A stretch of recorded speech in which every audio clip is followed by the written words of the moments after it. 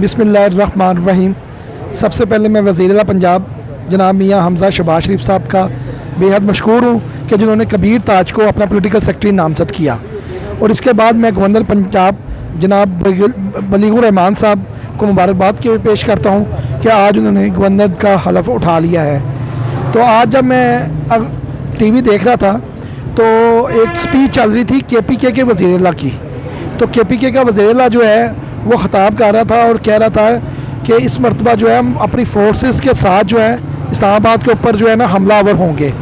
तो मैं ये कहता हूँ कि पहले भी तो आप अपनी फोर्सेस के साथ आए थे ना, आपने पहले भी तो इसी तरह हमला किया था ना, पूरे इस्लामाबाद को आग लगा दी थी। तो अब हमारी जो आला अदलिया है वो कम अज़ कम इसकी इस बात का नोटिस लें कि वो कह रही है कि हम अपनी फोर्सेस के साथ हमलावर होंगे।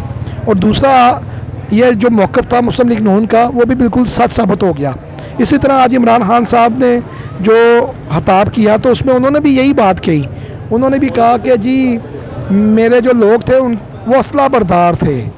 तो आज उन्होंने ये बात मान ली जो मुस्लिम लीग नून जो PDM की हुकूमत जो है पिछले तकरीबन 1 महीने से कह रही थी कि ये यहाँ पर लॉन्ग मार्च करने नहीं आए, ये यहाँ पर फितना और फसाद फैलाने आए हैं। तो इतने बड़े इतराफ़ के बाद मेरी जनाब चीफ जस्टिस ऑफ पाकिस्तान से अपील है कि खुदारा इसका नोटिस लें, इस मुल्क को इंतशार से बचाएं।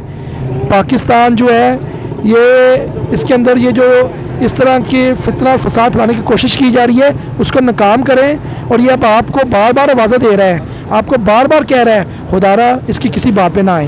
पाकिस्तान जिंदाबाद।